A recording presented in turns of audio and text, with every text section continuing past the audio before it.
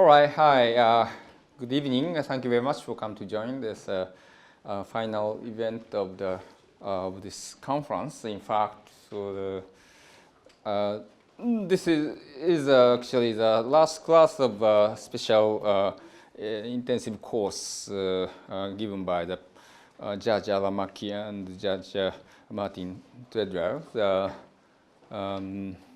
This is an open seminar for this conference as a side event.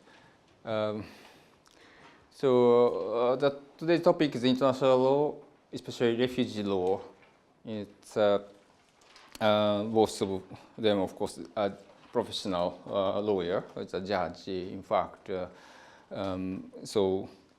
First, I asked both distinguished professors to introduce by themselves. But maybe some of you are not participated the courses. So just I introduce myself. I'm a professor this campus in Tokyo, especially in charge of this the CDR, the project of compilation and documentation of refugees and migrants, which is quite a significant project for the refugee and migrant law, especially. This started 2009, I think, very generously sponsored by the Hogakkan, which is a kind of a prep school for the bar exam and so on. At the time, in fact, the director of this Hogakkan is my friend when I was also trained in the legal institute of law judicial institute when we become a legal trainee after the bar exam. And at the time, he said he had a lot of profit because of the law school. You know, Japanese law school was just established around at that time. And the prep school for bar exam is also received some student for the law school. So they just kindly offer some donation. So 5 years donation was promised, and starting 2009, especially from 2010, we started this 5 years project, the CDR, and Allan was one of my long-term friend when I worked for UNSCR in 1991. I was stationed in Canberra, Australia. Then at the time, Australia was so generous to recruit totally 6 international lawyers in order to tackle for the backlog, 20,000 backlog from specific countries for asylum seekers. The first question to you, which country do you think? It's 1991. They recruited the 6 international lawyers, including me, for tackle the backlog of the 20,000 application, the refugee status in Australia. Iraq? No. I already discussed my student. Some students knows. China, yeah. Yeah. Why China? Why China? Yeah, Tiananmen incident. Yes, it's 89. Okay, so now we are also facing a similar situation. We are afraid of the Hong Kong, some sort of second Tiananmen, something like that. But at the time, actually, Chinese students are afraid going back to the mainland China because authorities suspected the students outside be instigated or promoted this kind of democratization, something like that. So Australian government at that time very generous to the offer 4 years automatic extension visas, but still they're afraid, so they apply for refugee status, in fact. So I was working especially almost 20 cases per day. I was reviewing most of the appeal stage.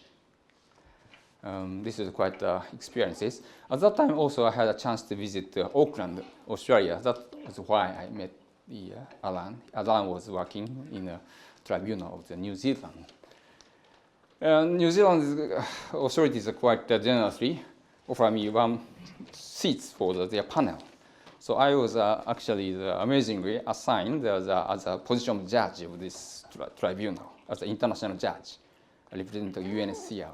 So I also listened to the hearing, to each individual cases, in the appeal stage cases, and I can vote for that. In Australia, also generous at that time, but no voting power, just advisory position, just a recommendation. But this is quite decisive things because normally the 2-2 tie for the very difficult cases. So sometimes our UNHCR's recommendation is a decisive casting vote. So in this sense, I was very much appreciated their authorities working for humanitarian ground. But unfortunately, in Japan, when I went back to Japan and I was surprised, and in Japan, there's no single application from the Chinese students that we actually determined refugee status. I don't know why, but probably they are maybe going back, or they are going out of the Australia, New Zealand, or America, or somewhere else. Maybe some kind of humanitarian ground must be granted, probably, but because of diplomatic reasons, Japanese government is not so defiant against China for this, because determination of refugee status is a kind of message, the sort of confronting the country's policies. So probably Japanese government is very much concerned about. At that time, in fact, the Prime Minister at that time is Mr. Hashimoto. I still remember, and announced publicly, Japan doesn't have any qualification to criticize human rights violation because we did it in the history. That is an amazing excuse. I'm very shocked to hear that. But anyway, so some sort of such kind of diplomatic, of course, consideration is unfortunately relevant. Of course, refugee determination should be independent, should be judicial independence and so on. But in the process, such kind of diplomatic consideration is always happening all over the world, I think. I don't know what's happening in Hong Kong currently, what to do, but still the world is such, got a lot of problem, political issues also. Now, so this final stage of this conference and this intensive courses is again the Judge Allan Mackey and Judge Martin Treadwell, and also we have another guest speakers from Manila, Philippines. She's waiting for us in Skype. We set up an Asian network on refugee international protection called UNRIP, just in this CDR from 2010. I think both of these judges also invited. We had a conference there, and at that time, so we are rich to invite, but now it's gone. But very much thanks to them, just coming almost voluntarily. The Judge Allan Mackey is our visiting professor. And also we have a very great guest from the London or Oxford, the Jeff Griffiths, the keynote speakers of this conference. He's also working in UNHCR. He's working for Madam Ogata. And sorry, I forgot your name. Brian. Brian is also studying at the London University. It's the same university. I also got a PhD after my work in London. So it's quite amazing to me and to you for this many sort of people come to stay together. So now I pass on the mic to Allan for thank you. presiding judge. Thank you, presiding judge. Yes, all stand. Yeah. Thank you very much for your kind words, Sato Sensei. It has been a great pleasure to return here, probably for about my 10th time, I think now, since first coming in 2006 as a visiting professor. Martin has joined me on many occasions, and he's joined me here kindly to assist in the last 2 days of these, or 3 days of this course. What we've tried to do over the last 5 or 6 weeks is a fairly intensive course. In the first one, which was about 4 weeks, we went for 3 or 4 days in the evenings like this. And we really, it was, I suppose, International Refugee Law 101, 102, and probably almost 103. We went through an enormous amount over a short period, probably far too much, but that was the time we had available. And it, let's be honest, it probably is a 3-week course, not a 3-night course. But time being what it is, we did it that way. Then we came back last week and did another intensive course of the same nature. And in this course, we covered a number of matters, refugee and asylum and other complementary or subsidiary protection matters, and went through those to put them alongside the refugee protection matters we had discussed. We then, really, it had been suggested by a number of lawyers and others here that we could look at, would be useful to look at, a number of actual Japanese court decisions by the High Court and by the district courts, and to get English translations of those as best we could. So these, so we had a number of them done, or parts of them done, and 1 or 2 of our law students who assisted us from Hongo are here. But some were done by professional lawyers who had worked on the case, from Watanabe Sensei's office, Suzuki Sensei, and some others that had been used, Matsushita-san, I think it is, and they went through and did some of them are very, very well done. But as you would know better than certainly we do, or we know now, Japanese legal language is very complicated, and so was English until quite recently. And so they're not that easy to read in the English when they're literally translated. So, but we did the best we could. From that exercise, we were able to give some comparisons with what we would term as international refugee law, as it's fairly universally understood now in certainly UNHCR, but also in many, many jurisdictions. In Europe, to the highest levels of court, in Africa, in the Americas, and certainly in the some in the Pacific area. In New Zealand, I think to a very high level. In Australia, question mark. But so we were able to give answers, give comparisons. And those comparisons were very interesting. I won't go into them in a great deal of depth now, but you'll be able to see them from the slides that we used. And I suppose the main point really is that it appears to us that the Japanese courts have not carried out an exercise in their appeals of a nature that's similar to that done in the rest of the world. So that such refugee appeals against the decline of refugee status in most countries are dealt with in 2 ways, really. One, it goes to the court on what we would call pure judicial review. find errors of law in the original decision. If there are material errors of law, tell the court below or the decision maker below how to do it properly and send it back to them to reassess at the time when they have got it back to reassess.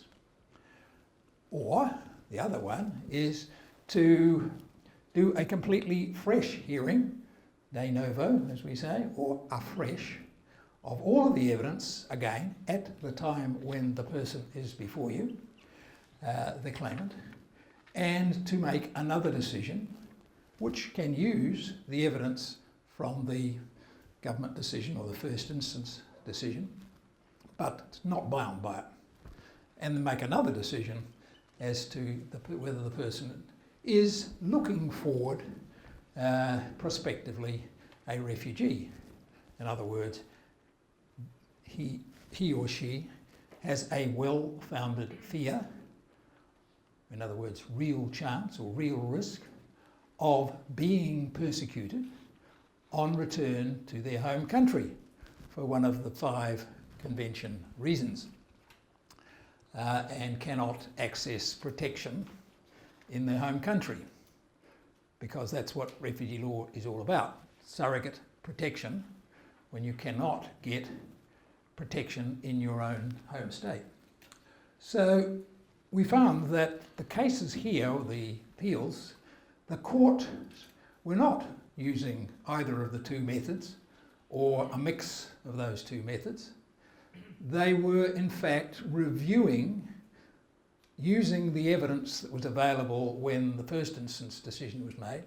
Let's say the decision by the first instance or the refugee examiners was in 2016.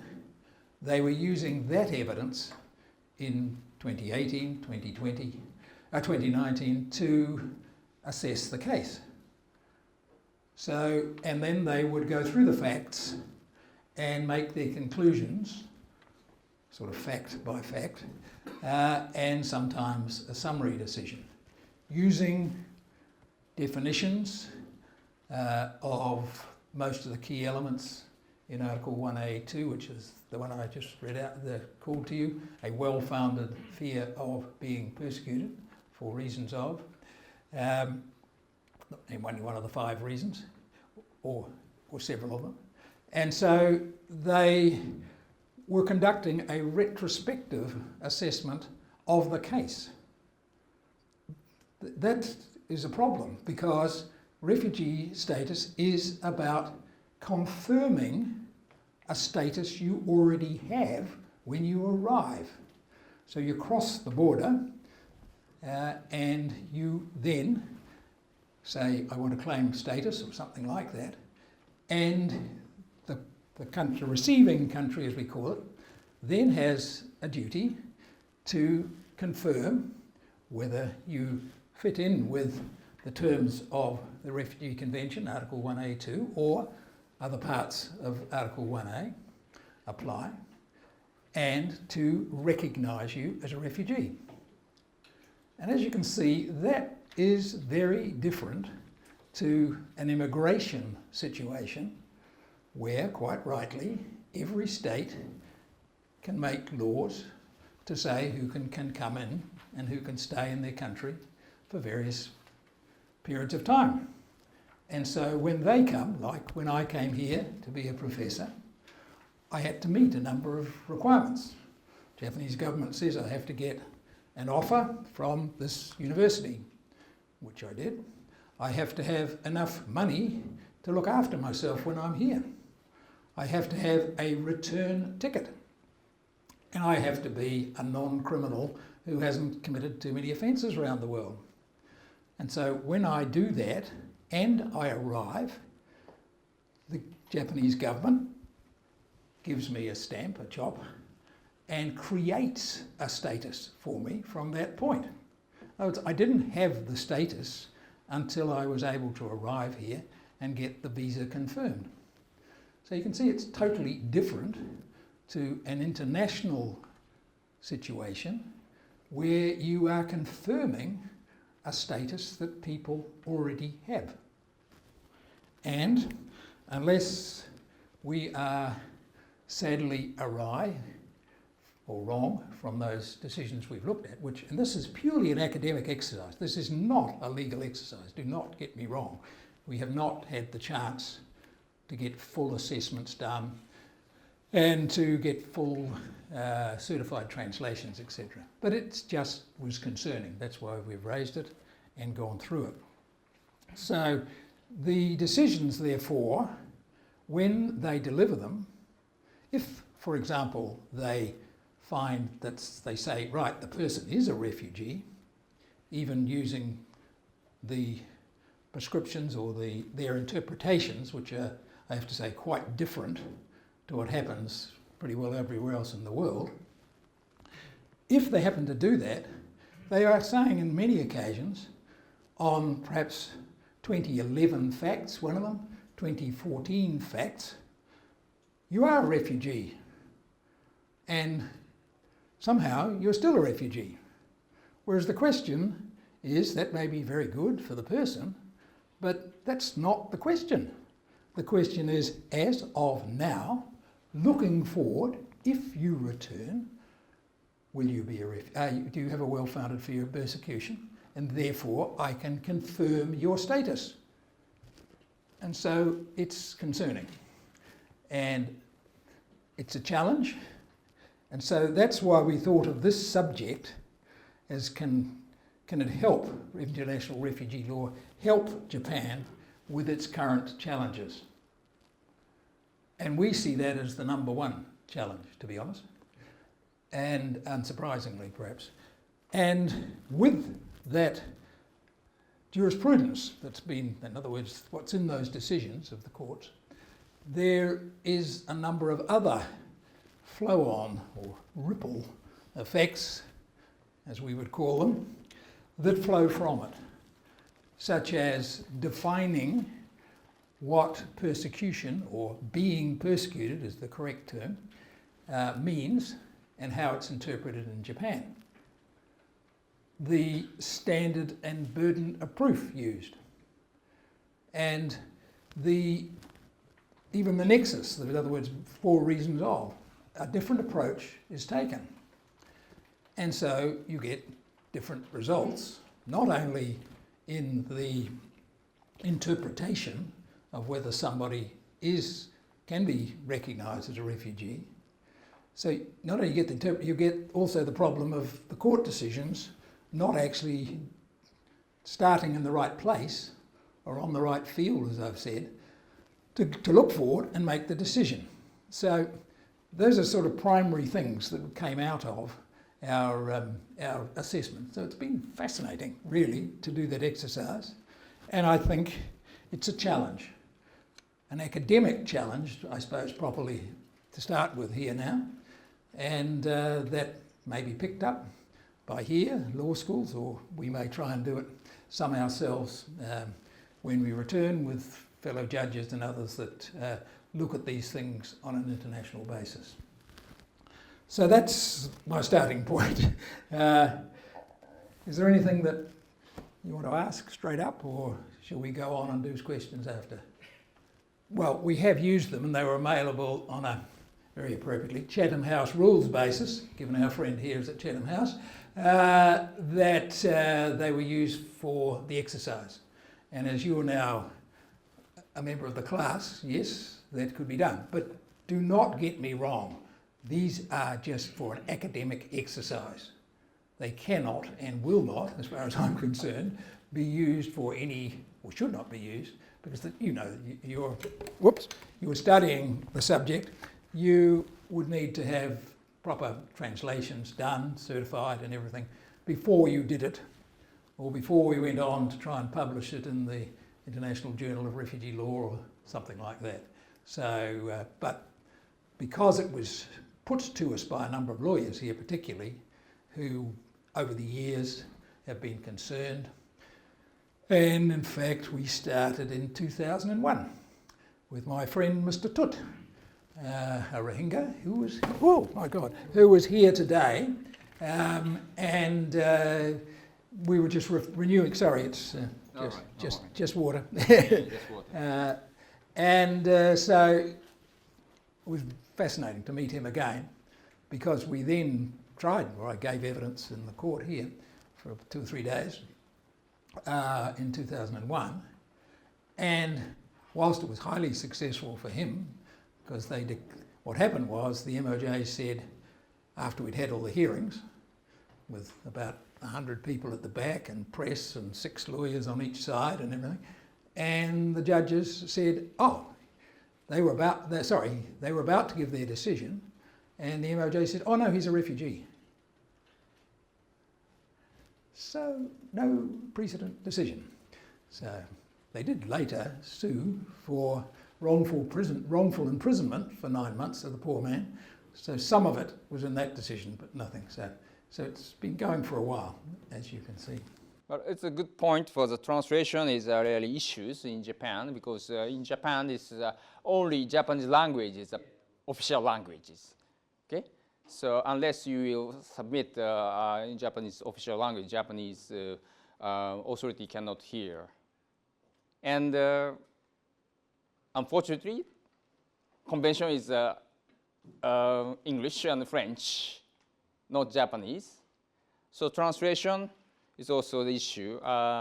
When I translated the Professor Hathaway's big book of the Right of Refugees, I checked several translations, especially the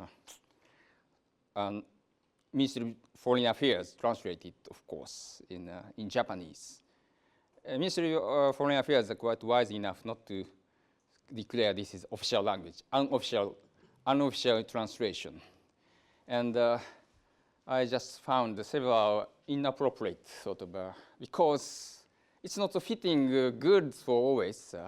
For instance, such as unlawful or illegal or this sort of kind of connotation is.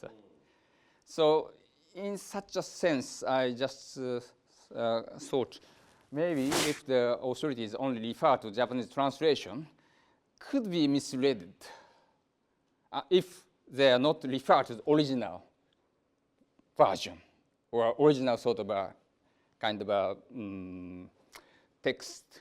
I mean, the Geneva have also how to this be drafted, something like that. So in order to interpret correctly, you have to also sometimes review this kind of original document. But that is also the limitation. Of course, this is not only Japanese problem with Koreans, other non-English speaking countries has also handicapped of this issue. So we have to very much carefully to consider this. Yes. Yeah, thank you for that. We looked at some Korean cases as well, kindly translated by Sujin, and that wasn't the problem of doing it historically there.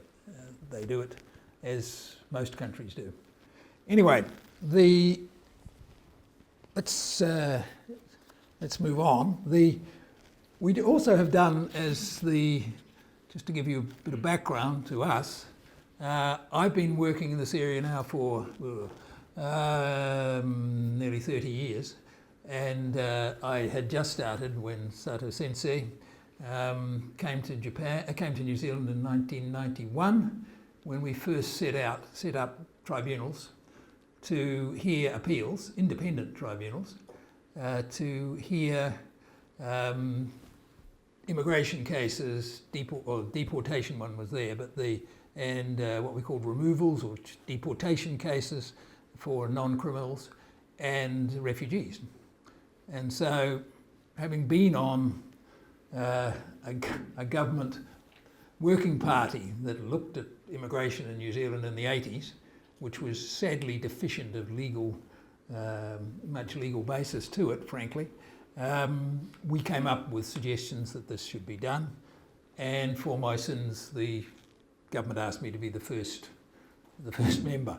And so that's how I got in. I wasn't the first member in the refugee status. It started a few months before.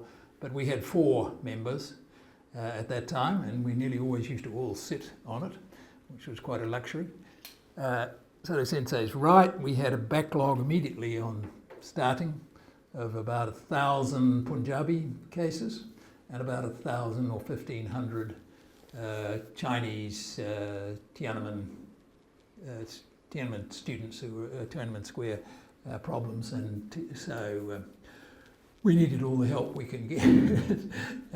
So that continued on. It grew into a much better and a much bigger tribunal. It's now all rolled into one called the Immigration and Protection Tribunal, of which Martin is the deputy chair and really the legal, he runs the whole legal side of it. And how many members do you have? About 23. About 23 members, probably about 16 FTE or something. Yeah, about 16 full-time. Anyway, and I have to say, after a few ups and downs, it is very efficiently run. And so somebody applying for status in New Zealand, even if you're turned down at first instance, that will usually be done within 3 to 6 months maximum. You will then go on to appeal, and the vast majority of cases, something like 95, 97%. And first stage is immigration. Yep. It's an independent group called the Refugee Status Branch. And in New Zealand, appeal stage is these tribunals. In Japan, this is an appeal is also MOJ, Ministry of Justice. Well, it's not internal in New Zealand. Yeah. It is a very independent. In Japanese, judges are involved in the case of this for the complainant, just who refused to be also bring to the suit against the ministry. So that's kind of it's a different system. Yeah, it's a different system. But here, as I understand it, you have first instance decisions made by the, now they're called Refugee Services Centre or something, and if their decisions are negative, if you're dissatisfied, you can appeal to a refugee examination counsellors. Some of them, you might be one of the two of them here, and they sit in threes, I think, and they review the case. But the decision then goes back to the MOJ to decide whether they agree with the decision or not.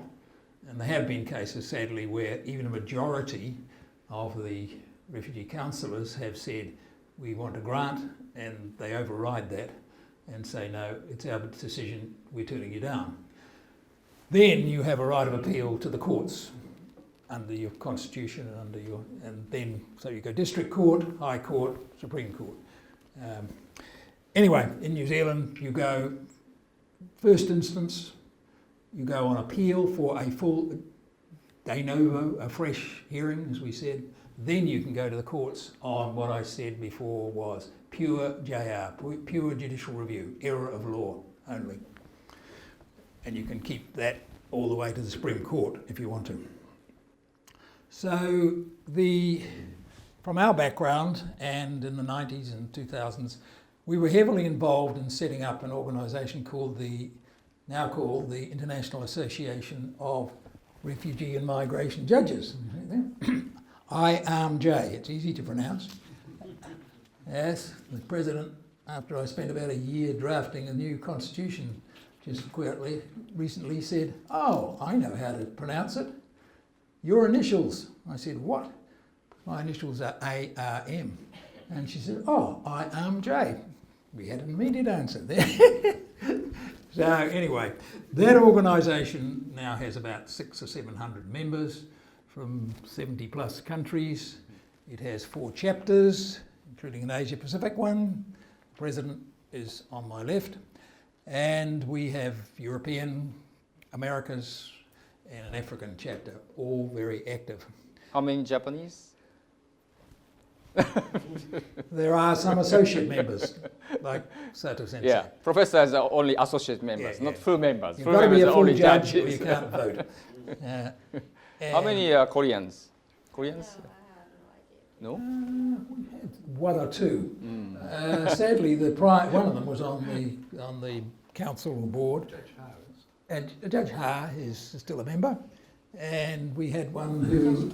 Judge Kim, who went back to the bar, unfortunately, or unfortunately for us, but fortunate for the bar. So that's, there's been there's a Filipino one. She's waiting to come on. But Korean Supreme Court hosted this IRJ's conference at their Tuesday Judicial Academy. 1/16, yeah. At their It's a Judicial quite big Academy, event. a highly successful event, really, which was very good. So anyway, prior to that event, we did a lot of research around Asia just to see what the situation was, in that field. And after extensive research, these are the findings that came from that.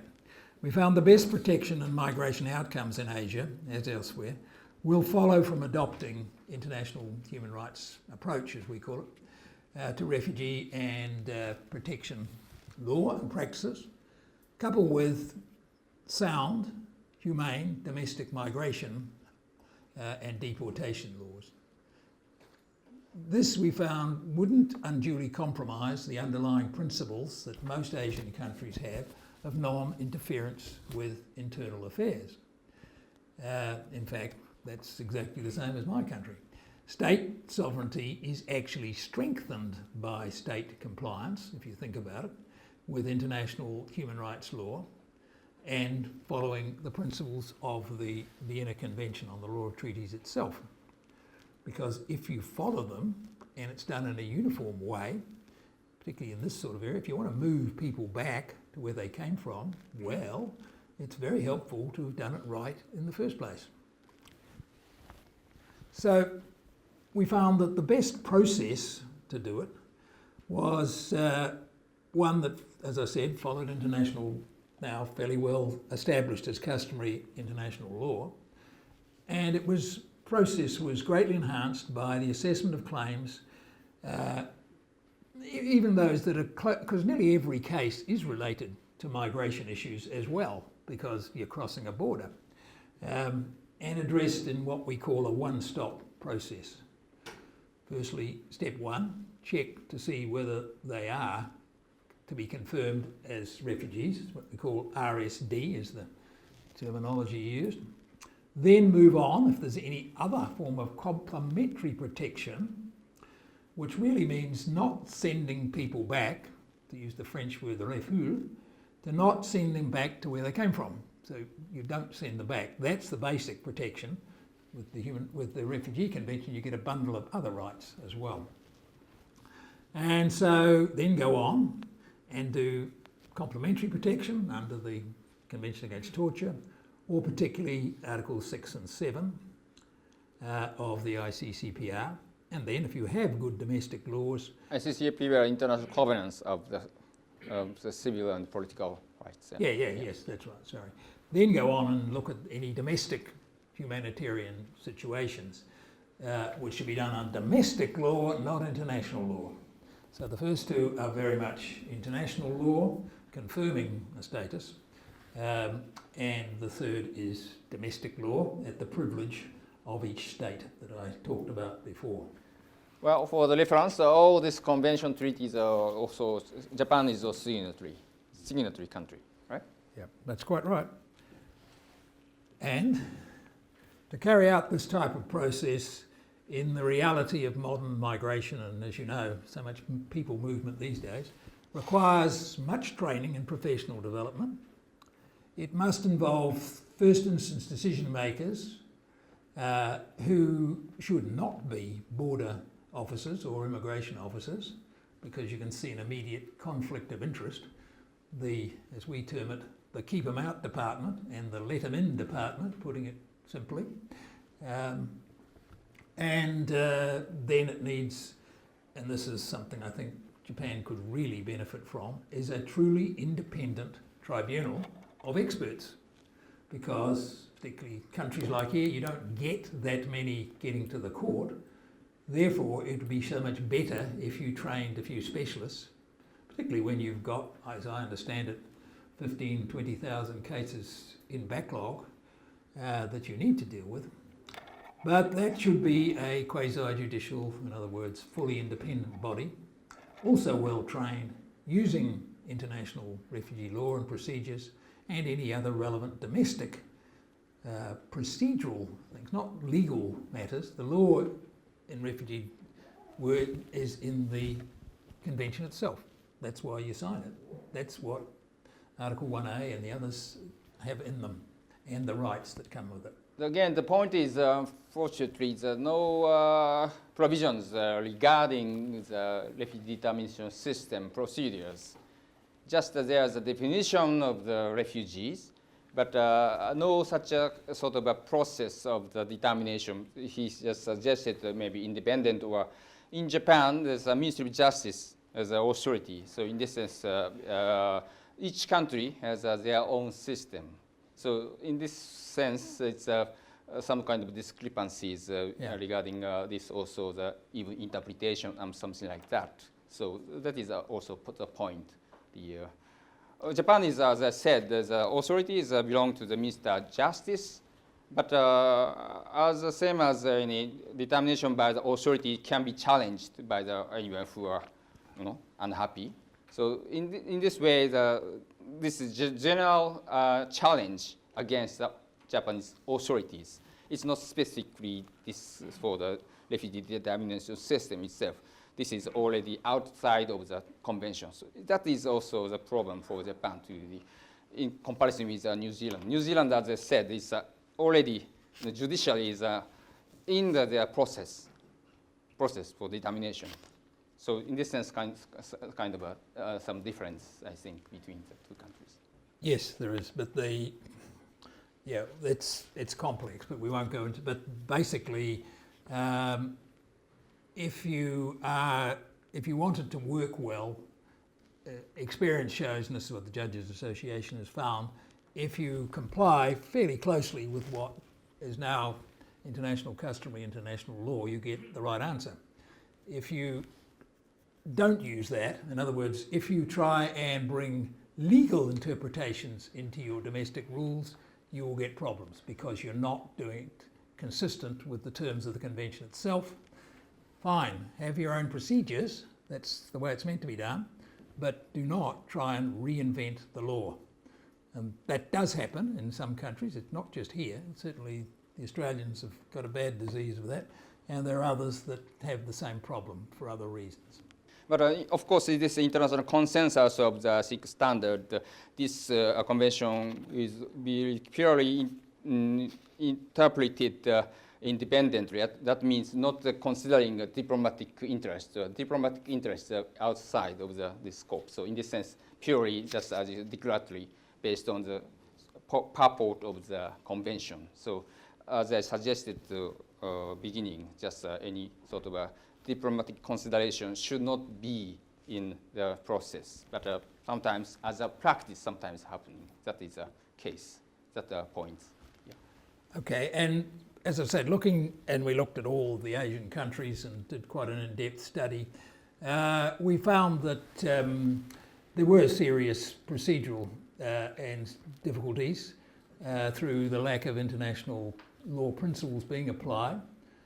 Some of these are costly and inefficient, and they lead to, unfortunately, when you get backlogs of cases, you get abuse because people are then attracted to come here while you wait for appeals and so forth. And so in other words, the more you get away from using the principles correctly and doing them promptly, like I said, hopefully within about a year, the whole process, then that invites abuse. And so a vicious circle results that the more and more restrictive your laws are and procedures, to counter the symptoms of abuse, instead of treating the causes, in other words, getting back to the convention itself, have resulted in a failure to implement sound internationally accepted refugee law and procedures, and also it flows on to migration law. So that was the sort of overall findings, and that's why we were inspired to work and have the first convention in Korea. I think at that point, what I'd like to do is to bring in Judge Juan-Torres, and just to give you an example of how the Refugee Convention and parts of it have assisted in a Filipino case done in, I think, 2016, is it? 2015 or 16. She's going to discuss that with you, and it shows how other parts of the convention, because the Refugee Convention is just not one inclusion or definition clause, Article 1A, B, C, D, E, F, it has a number of other rights and things brought into it. And this was a naturalisation claim made in the Philippines, and you'll see how parts of the convention, other parts of the convention, because the guy was a refugee as well, were used to assist in this naturalisation case. So we just like, she's on Skype, so we'd like to go from there. You know, the Philippines is one of the few countries, as also Japan, the Asian countries, very few signatory, the member of the Refugee Convention. Japan, Korea, Philippines, and China. Yes. Yes. And Cambodia. And Cambodia, yes. That's right. That's all Asian, right? ですよね。Yes. Hi, good afternoon. Oh, good evening here. Good evening. I'm Juan-Torres from the Philippines. I'm here together. Also online is attorney Lindsay from UNHCR Manila. So we will be discussing in brief about a landmark case from the Philippine government, especially from the Supreme Court of the Philippines, which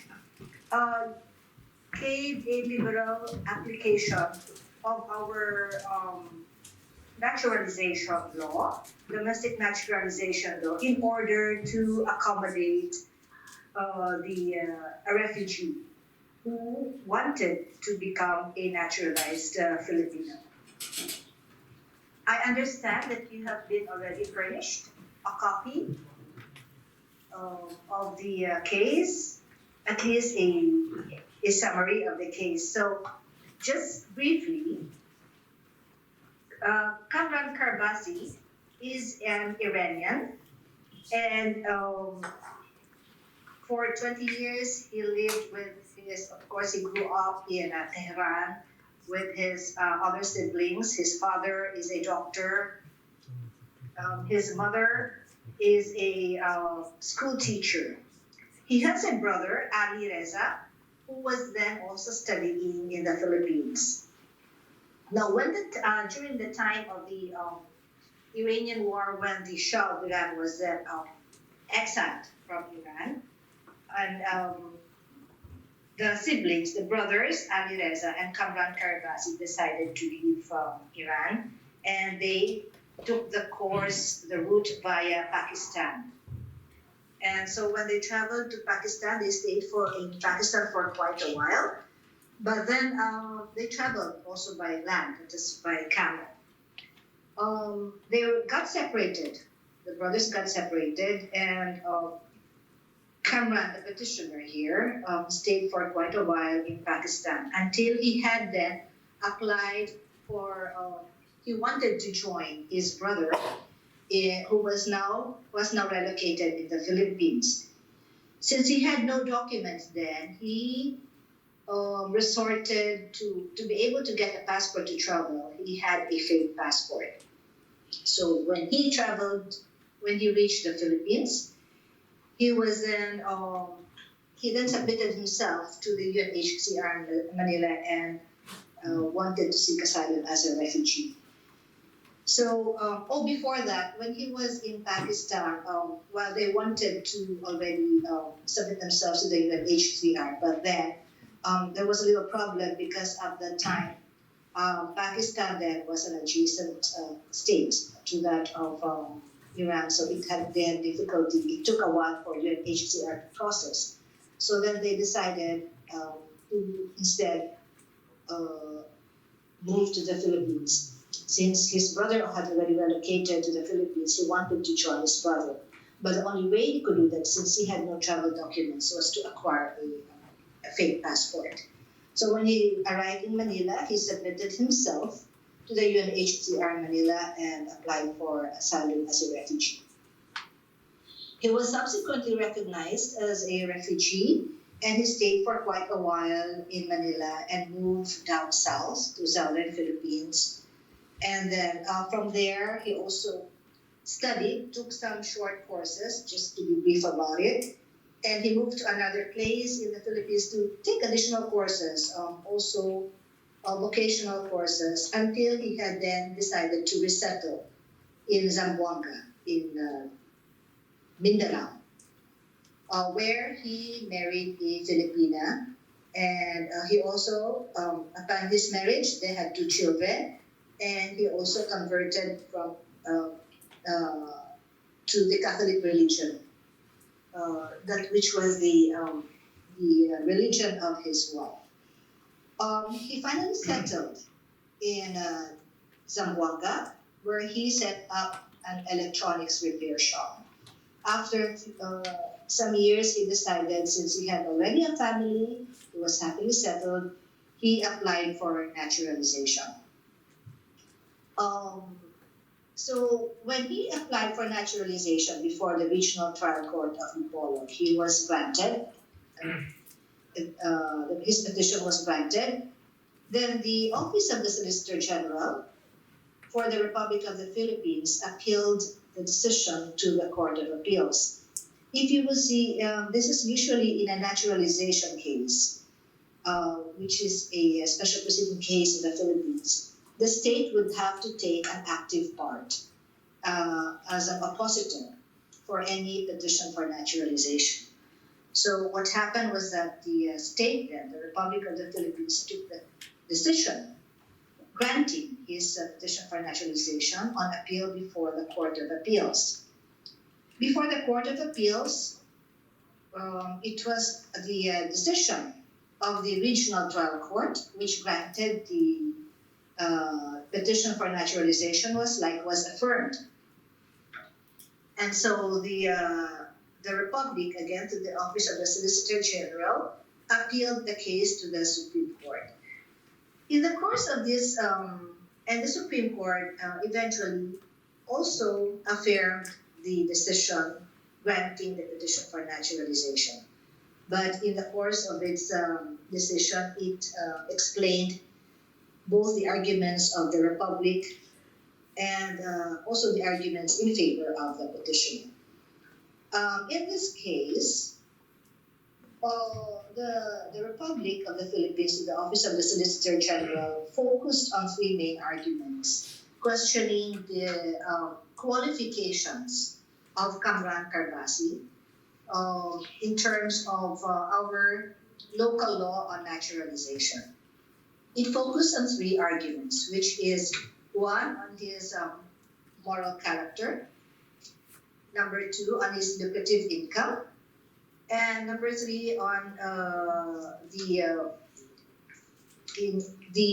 principle of reciprocity, which was also as covered under Article 34 and Article 7 of the 1951 Convention. Let me go first on the good moral character. In this case, the Republic questioned that Kamran Carbasi, in under-declaring his income tax returns, could not be considered to be one of good moral character, which would qualify him for to become a naturalized Philippine citizen. They stressed on the fact that because he had under-declared his income tax returns, and therefore it does not show honesty on his part. And the argument of Kamran Carbasi was that it was all done in good faith.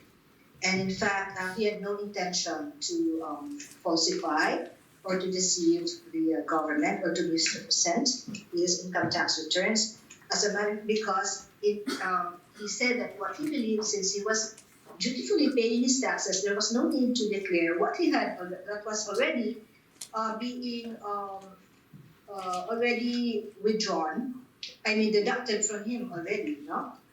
So there was no need anymore to declare what was already the taxes that were already withheld from source. So in this case, he really emphasized that everything was done in good faith and there was no intention to misrepresent or to falsify his documents. in this case, okay, let me just go first with all the arguments. And then the other argument of the Republic was that based on the qualifications under our local, under naturalization law, he does not appear to have a lucrative income. The purpose, the rationale behind this lucrative income is that so that a person who is to be naturalized or is granted a citizenship would not be a burden or a public charge, an economic burden, social burden, or a public charge to the state. So they would have to prove that they have enough income, lucrative income, lucrative trade that would that they would be able to sustain themselves economically, financially here in the Philippines. What the Supreme Court said, that the fact that he was a self-made entrepreneur and that he had in fact was turned out to be a very diligent person since he had taken a lot of courses, vocational courses, in order for him to be able to learn to be financially independent. That in itself, and that he was running an electronics repair shop, and that he was able to raise a family with 2 children. That in itself already shows that he would not anymore be a public charge, or he would not be an economic burden to the state. So on that basis, the Supreme Court ruled again in favor of Carbasi. On the last part was the qualification as to the reciprocal rights of naturalization. Under our naturalization law, one of the qualifications is that for those Filipinos who are also applying for naturalization in another country, it should be with a country that also grants the same kind of that would also grant naturalization of Filipinos applying in that other country. Now, in this case, this principle of reciprocity of rights for naturalization will not apply because it goes contrary to the fact that Kamran Perbasi is in fact a refugee, and therefore he could not be expected, or even the state could not be expected to be able to grant this particular principle to apply because of the fact that he is a refugee and he is in fact seeking asylum in the Philippines. The Supreme Court also mentioned that if you will look at the 1951 Convention on Article 7, that for cases for refugees, that there would be an exemption from this principle of reciprocity in terms of naturalization. So all told, the Supreme Court then ruled in favor of Carbasi and granted him naturalization. So that is the gist of the Supreme Court decision. My take on this is that in this case, the Philippines does not have a domestic legislation or naturalization law specifically for refugees. So in this case, what applied to Carbasi was our regular naturalization procedure, judicial naturalization for all those applying for citizenship. And as a general rule, the way that our law was the way that our law really would mean that most of this would apply to applicants who are economic migrants. And however, in the absence of a specific domestic legislation for naturalization of refugees, it was our regular judicial naturalization law that applied.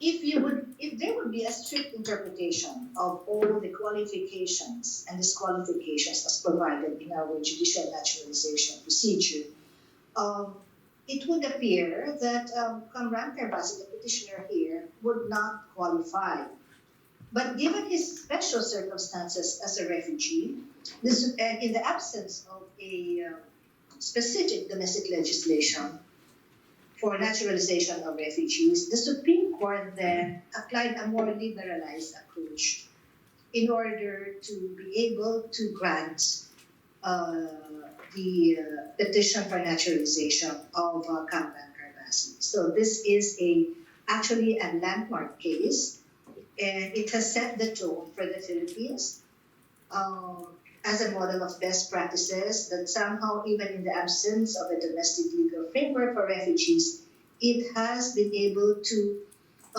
it was more proactive on its part, it was solutions driven to provide as part of in compliance with its treaty obligations under the 1951 Convention and the 1967. Joy, thank you. Joy, thank you. We're short on time. I'd just like to give people the chance for a couple of questions, if that's okay. We've only got about 2 minutes left. Is that okay? Yes. Thank you. Thank you very much. Thank you, Judge Torres. As for the maybe just Article 7 of the naturalization is also the right of the refugees. So the naturalization itself is a discretion of each state, sovereign power. But because this person is a refugee, determined refugee, so he has a right. Even in Japan, this is happening. So there's equal treatment of the same nationals. So in this sense, this is a kind of a good example for how the Supreme Court. Exactly. It's a very good example of how the Refugee Convention can work in other ways apart and protect the rights of refugees. Has anybody got any quick questions before we move on? Joy, thank you so much for your help, and please stay with us, and we'll continue on for about another 20 minutes, half an hour to conclude it. Thank you very much. Okay. Thank you, fantastic. And now I'm going to hand over to Martin, who will give you some more practical.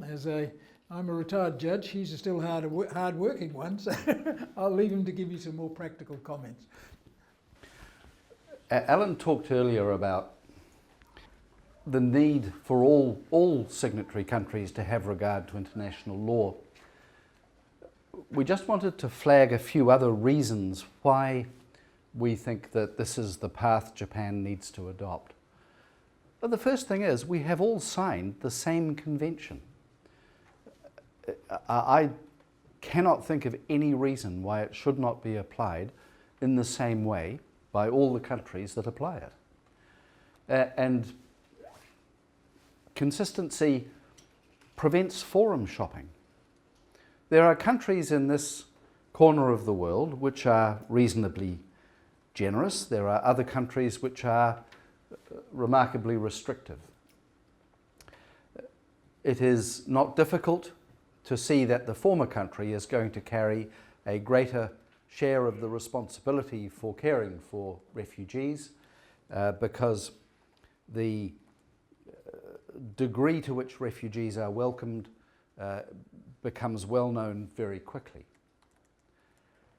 It leads to fair outcomes through learning to avoid mistakes. If we have regard to what the countries around us and around the globe do, you have a much better chance of avoiding making the same mistakes yourself. And ultimately it ensures that all countries move in a progressive way towards best practice. If you don't have regard to the mistakes that we might make in New Zealand or Australia or Hong Kong or the Philippines, you're just going to repeat the mistakes that we make and you won't pick up on the things that we do well. And it works the other way. In New Zealand, we have regard to what happens in countries all around us, and we see new ideas and new developments that other countries implement or adopt. And if they are good, we're perfectly happy to pick them up, particularly if it helps to maintain consistency. And ultimately, this is a living document. The convention is not static. It's meant to evolve as society changes. if we don't all evolve in the same way, we will drift further and further apart. Working together, working cooperatively, and developing our understanding of the convention together is the best way to ensure that that evolution takes place in a uniform way. Some time ago, a group of the IARMJ's senior members in this part of the world wrote an extensive paper called A Structured Approach to Decision-Making Process in Refugee and Other International Protection Claims. We have not given you individual copies of it because it's about 60 or 70 pages long, and it is available for you online. I'll come to that in a minute. Central to it is a step-by-step chart which we constructed to take you through the steps of RSD, or Refugee Status Determination. It is a guide for decision makers. But just because it's written primarily for decision makers does not mean it's not relevant for lawyers and academics and anyone who seeks to understand how RSD should be done properly. I'm delighted to tell you that the paper is available in Japanese from UNHCR's website. It's also available in English and Russian from the IARMJ's own website, .org. And you are welcome to download it, and we happily invite criticism, but we much prefer compliments. As Allan started off by saying, we have worked in this area for decades, not in a theoretical way, but at the coalface. Between us, Allan and I have nearly 60 years of refugee status determination experience, and we have, throughout that time, we have worked cooperatively at an international level, and we have a clear view, and I invite comment on it, but the most effective and fair model for RSD as a first instance agency of specialist officers, not simultaneously immigration officers, and I'll come back to that, who are well supported by training and a COI research office. COI, country of origin information. You need to have expert researchers.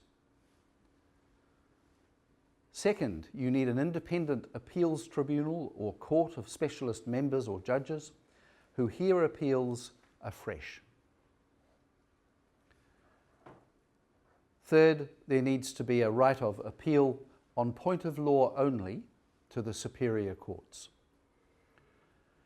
And at all levels, decision makers need to receive expert training on a regular basis. We see systems approaching this all over the region that are flawed. In Hong Kong, for example, your first instance agency of specialist officers are rotated out of the refugee office every year. It's government policy in Hong Kong to rotate immigration officers from one department of the immigration office to another yearly. How are you going to build up a specialist body of knowledge if just as they're getting to the point where they can do the job well, you move them out? I'm not trying to say Hong Kong does this deliberately. They have good reasons for rotating immigration officers, and a primary one is that it is an effective tool for preventing corruption. But it is simultaneously undermining the development of the specialist knowledge that people need.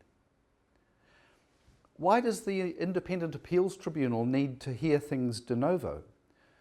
Well, this is Allan's point right at the very beginning. That is causing us problems with the decisions of the Japanese superior courts. whether a person is a refugee is to be determined at the date of determination. It is on the facts the day the decision is made.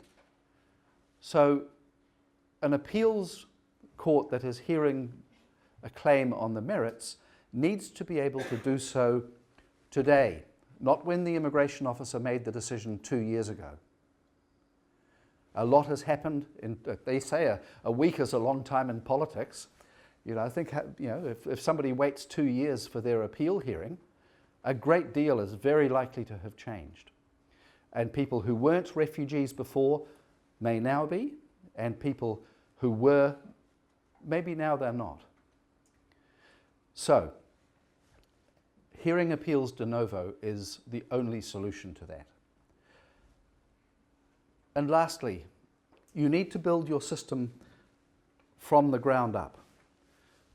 Sound first instance decisions by experienced immigration officers who are specialists, followed by a right of appeal where there is effectively a second bite at the cherry, a second chance to consider whether the person is a refugee, and that will be a smaller pool of people, and then a small number of cases can be dealt with on point of law only.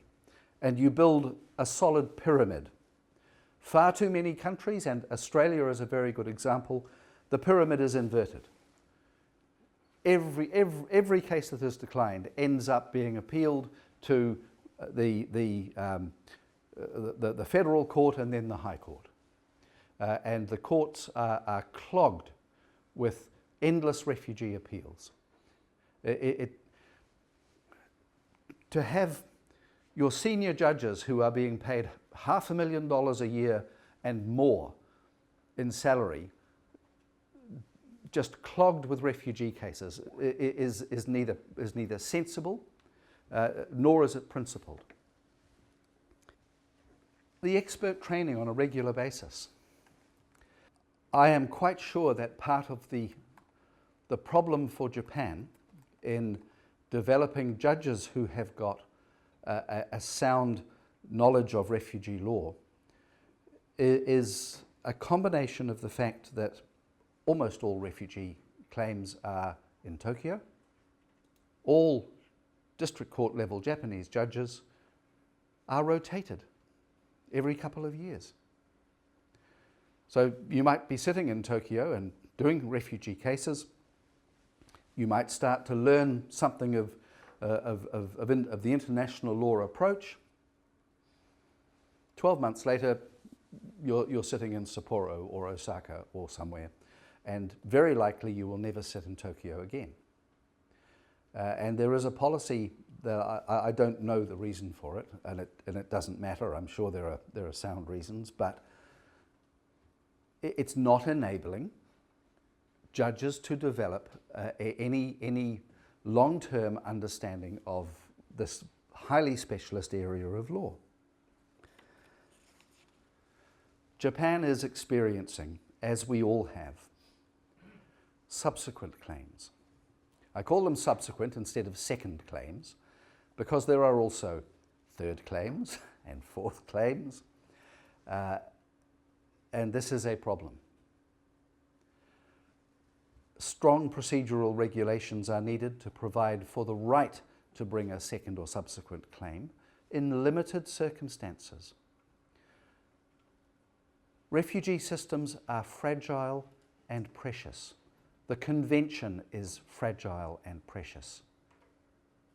Abuse of the system puts at risk the availability of protection for genuine refugees. So no matter what your personal sympathy might be, realistically you have to have mechanisms for ensuring that people do not abuse the system.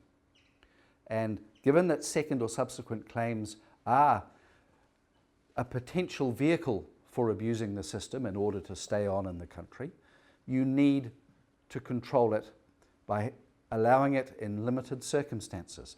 And the threshold should require new or changed circumstances since the first claim, or since the last claim if it's a a third or fourth.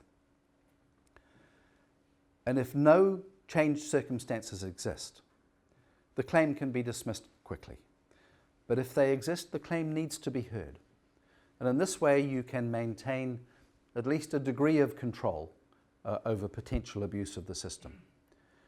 We had a situation in New Zealand in about 2003 where a large number of Thai nationals who were in New Zealand put in, through one particular immigration agent, that they all put in an identical claim relating to their association with some Buddhist temple in Thailand. They were all declined.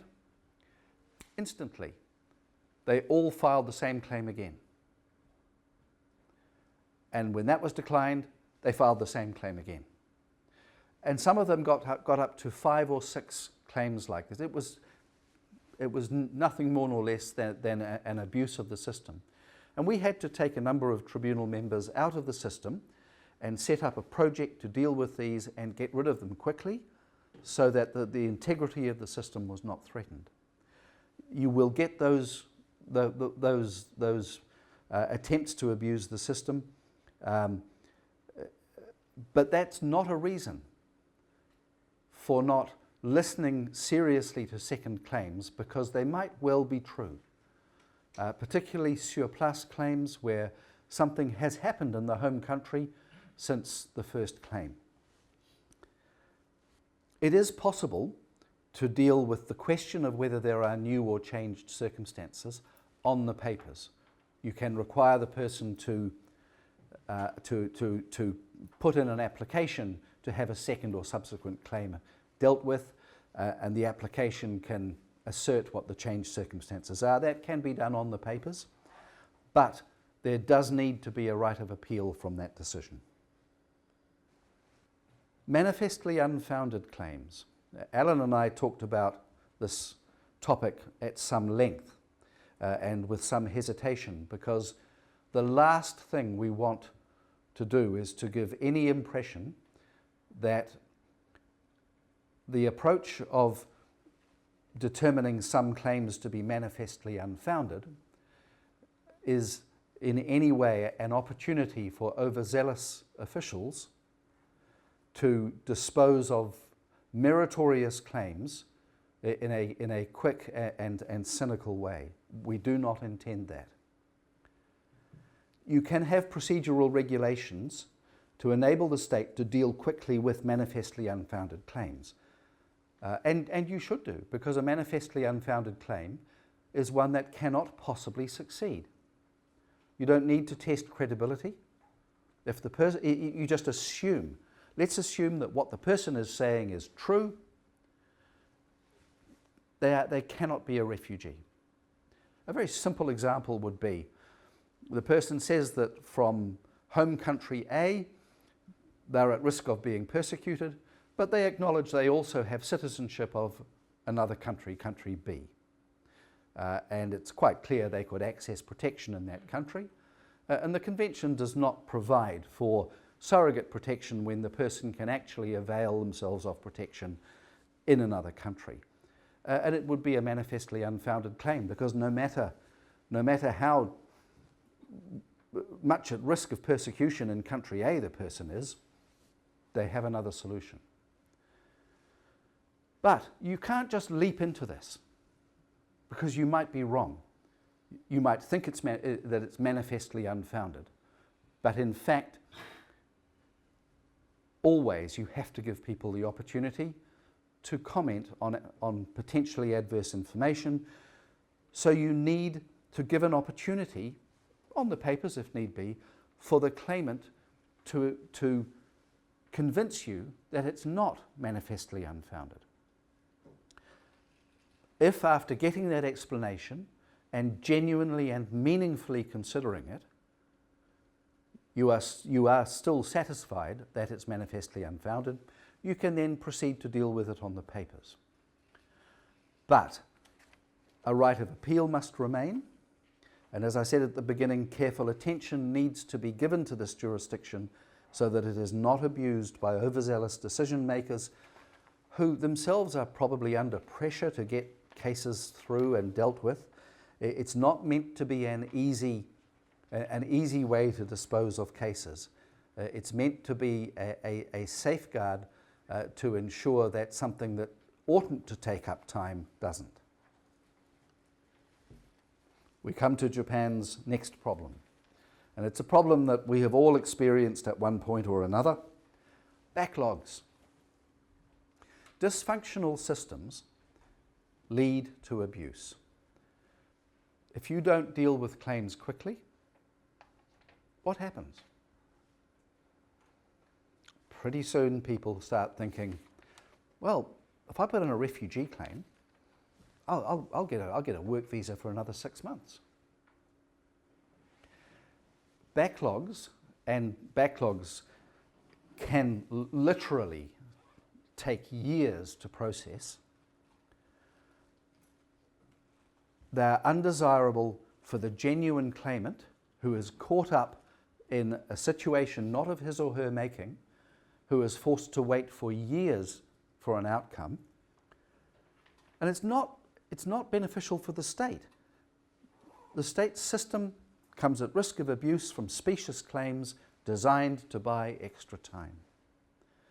But there are sound, internationally proven solutions to backlogs.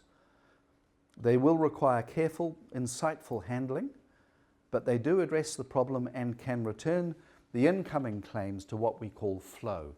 As they come in, they're able to be dealt with immediately. Fundamentally, the first thing you have to do if you have a backlog is you have to close it off. You have to throw resources at this because the backlog is not going to go away of its own accord. You have to set up a team of people to deal with the backlog claims as a project, while the rest of the immigration officers or tribunal members or whoever are able to deal with the flow cases, and immediately you shut off the attraction of lodging a specious claim, because from the moment the backlog is closed off, there are people dealing with new claims immediately. And the backlog will still take time to dispose of, but you will have shut down the attraction in lodging claims, new claims, in order to buy time. And there are countries, including my own, who have grappled with this and gone down this path.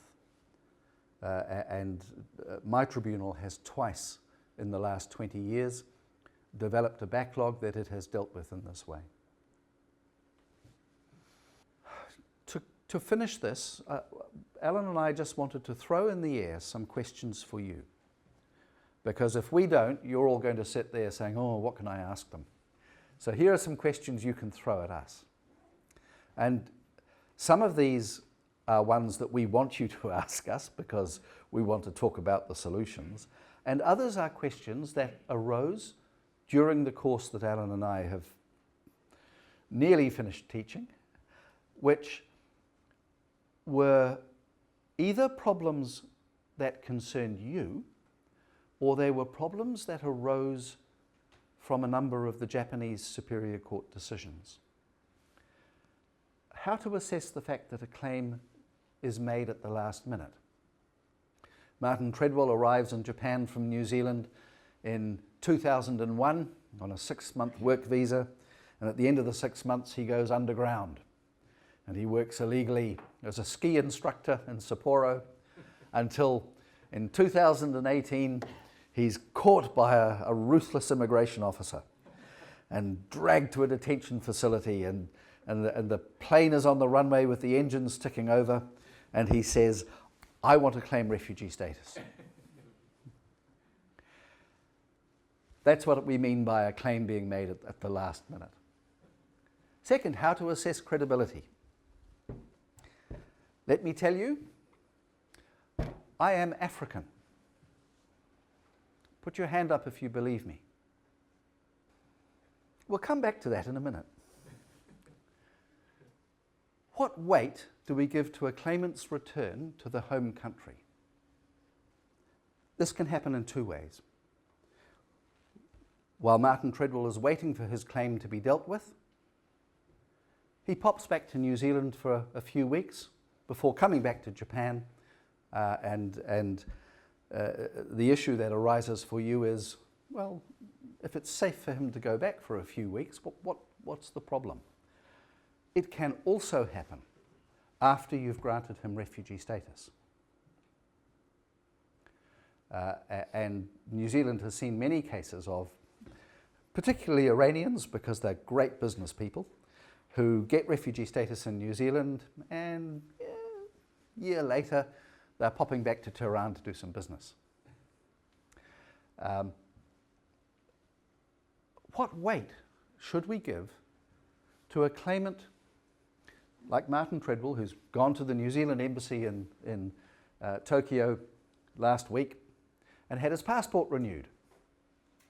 Lastly, how do we assess family members? Martin Treadwell's put in a refugee claim, and his wife Joy and his tribe of 28 children are here in Japan with him. Yeah, right. How do we deal with them? What do we do about them? You've got 15 minutes. Alan and I expect all of you to have answered all of these questions in the next 15 minutes. Or we won't let you out. Well, you can't come to the party. And unfortunately for you, we know the answers. Anyway, While you're thinking, does it help you to believe me, to believe what I said earlier, if I tell you that I'm African because I was born in Kenya? Do you believe me now? Put your hand up if you believe me now. A lot more hands have gone up. Okay, we'll come back to that. Anyone want to comment on any of these? Jus soli. If you don't know what jus soli, jus sanguinis are, jus soli means you have a right to citizenship because you are born in the territory. Jus sanguinis means you have a right to citizenship because your bloodline, you're entitled to citizenship because of your parents' citizenship. And countries have different varieties and mixes of these two concepts. But you can assume that somebody born in Kenya is entitled to Kenyan citizenship. It is a very good question. In fact, it is more than that. It is an excellent question because we see this on a reasonably regular basis. I guess the commonest would be people who've claimed in Australia before they end up in New Zealand. Canada, yeah. Just as my hearing on the tribunal is de novo in terms of the first instance decision, it's also de novo in respect of any decision made in any other country. Of course, I'd be very interested in what the Australians had said, both in terms of recording the facts of the case put before them to see whether it matched what was put before me. I'd also responsibly want to look at their reasoning to see if I agreed.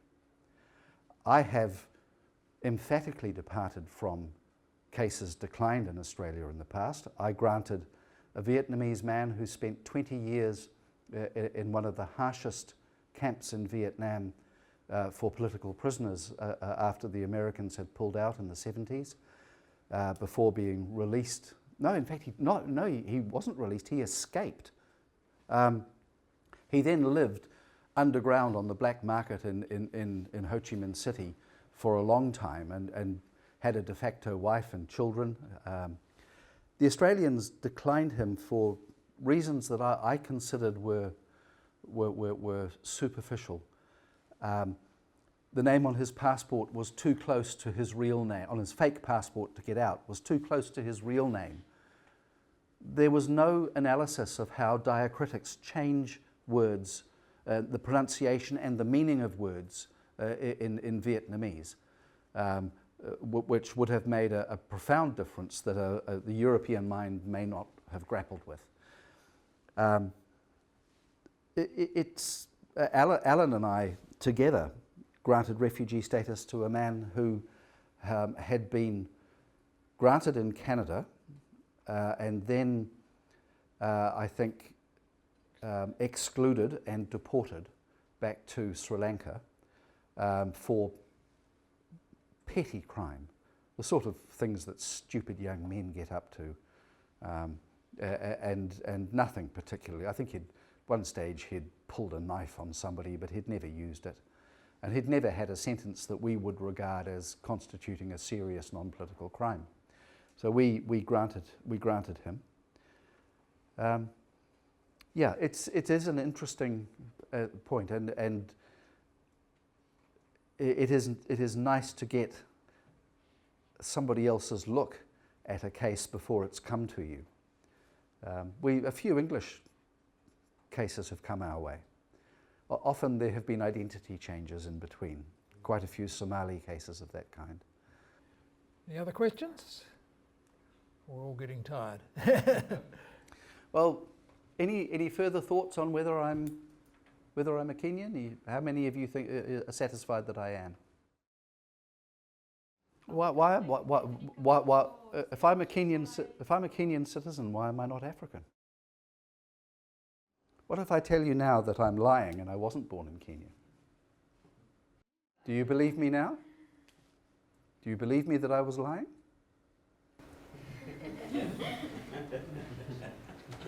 Or am I lying now? Welcome to the world of making credibility assessments in RSD. It is extremely difficult. I can tell you, in fact, it was my younger brother who was born in Kenya, not me. Or was he? Don't get hung up about claims being made at the last minute. I've already done this to some of you recently, and I apologise to do it again, but I will ask all of you in this room, do you voluntarily go to the dentist? Short answer is, no you don't. You go to the dentist when you've got a toothache, or when they've sent you the fourth reminder that you've really got to go, or when your wife or husband says to you, if you don't go to the dentist.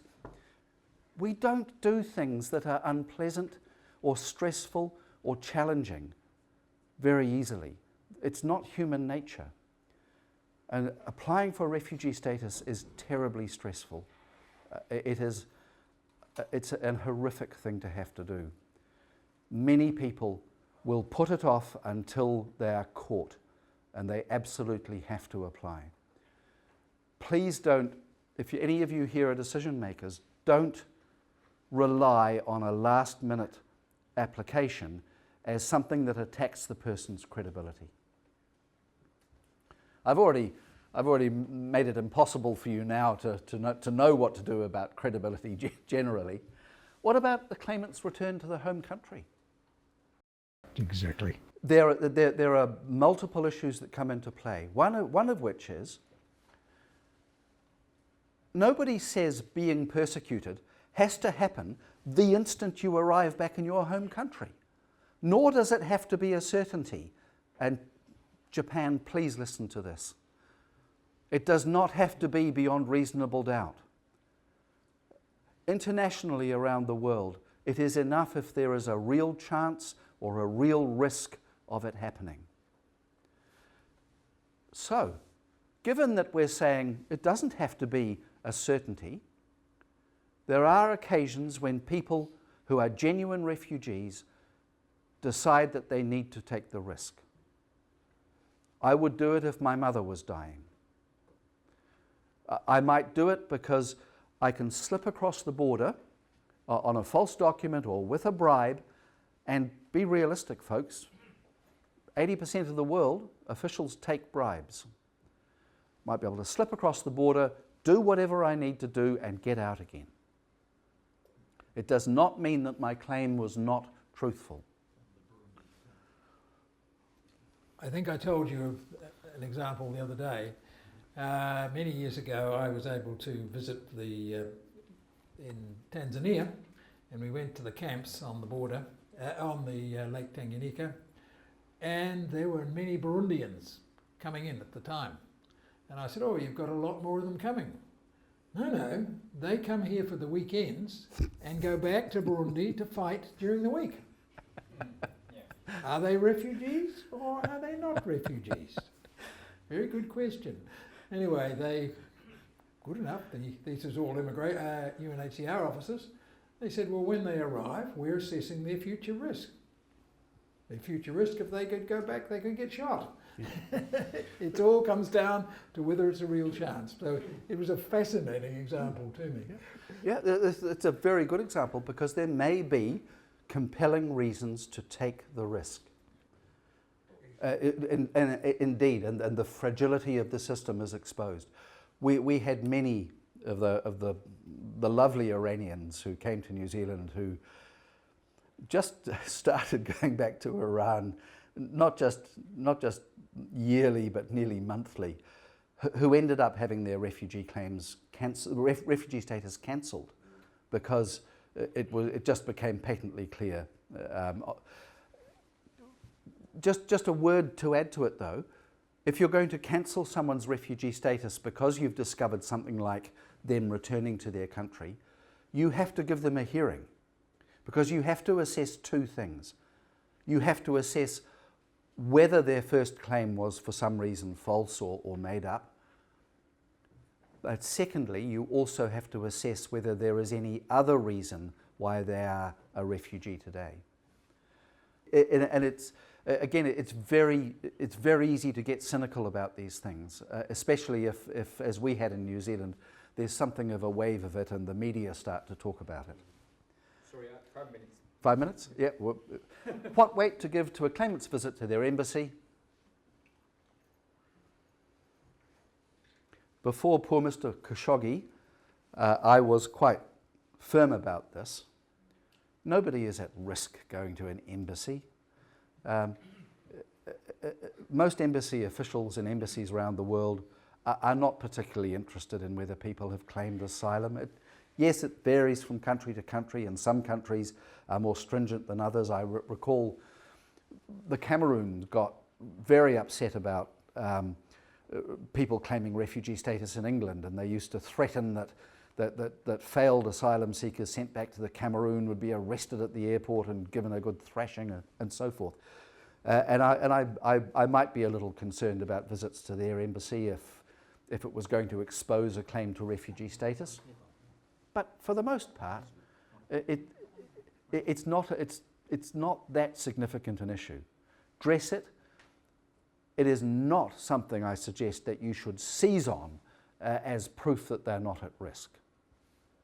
Embassies are not in the habit of detaining people. Family members.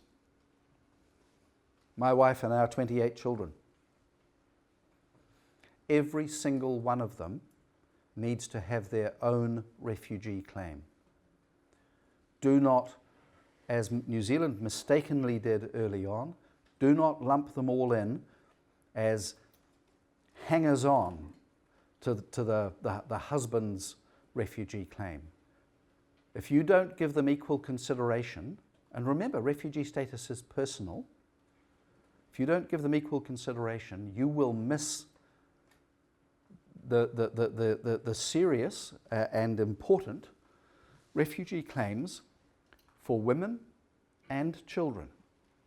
Women have issues and predicaments that are quite different to those faced by men, and from many cultures the man will sit there and talk to you about his political problems and blah blah blah, and sitting meekly beside him is his wife, who has a far more serious raft of problems because of her status as a second-class citizen in her own country, her hatred of the religious clothing she's made to wear, any number of things.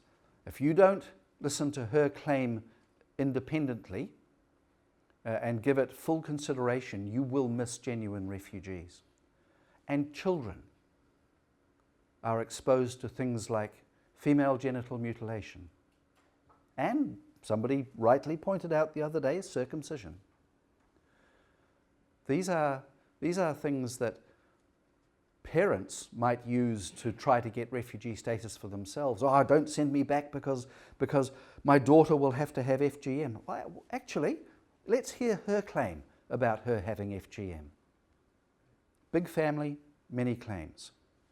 That's fine. You can hear them all together, but individual claims. Any questions? Okay, now the timing up. Any very final words? I just, again, thank you for putting up with us, for listening to us and going through it. It's been a joy to go through. Thank you to Sato Sensei for inviting me here again. It's been a great privilege. And a big thank you to this lady for her help, and Patrick for your help as well. Thank you very much. I assure you this would never have run so smoothly without the backup of your excellent people. And if you'll pass that on to Hara-san, very good team, and to one of our translators here who did a good job for us as well. Thank you very much for contribution anyway to the. Well, unfortunately, the time is very short, so if you have any questions, more kind of discussions or opposition or any opinions, maybe you just attack these panels and this panel yen. for the party. So they are very much available. I think so. Discussion is always better with beer. Yeah, just from my point of view, from the Japanese lawyer's point of view, as I mentioned, we have to be very careful because convention original in English. I don't mean there are English-speaking countries dominating all this kind of interpretation global standard, but just kind of IMJ, these are quite a global, not only English-speaking countries, also non-English-speaking countries come together discussing always as a professional. So in this sense, this kind of resource is quite important to just really sincerely follow this international document. Of course, we are divided into each state, each sovereign state. So each sovereign state insists their own interpretation. This is supreme. No such bound by the UNHCR's handbook or any sort of things. But especially Japanese, constitution, Article 98, Paragraph 2, it's always respect international law. It's above Japanese domestic law. So in this sense, Japanese domestic law is the Immigration and Refugee Determination Act. This is under the convention. So it's not possible to just interpret this Japanese domestic law in Japanese, be superior to the convention interpretation. Convention interpretation is also our sovereign. But as I suggested, sometimes kind of a wording. For instance, this being prosecuted, hakugai sareru in Japanese. Sometimes hakugai is a very strong word in Japanese. In the international standard, be persecuted is differently connotated. Some sort of things that we have to also consider. Also, other things, Africa and Asia countries, we are not well known these areas. So it's very difficult, but we have to be always making efforts to the understanding outside Japan, even though we have a sovereign, but we are obliged to follow sincerely. So in this sense, we have to learn, we have to study more. The comparative studies are very important, very vital for anything as a Japanese in the global world. Thank you very much.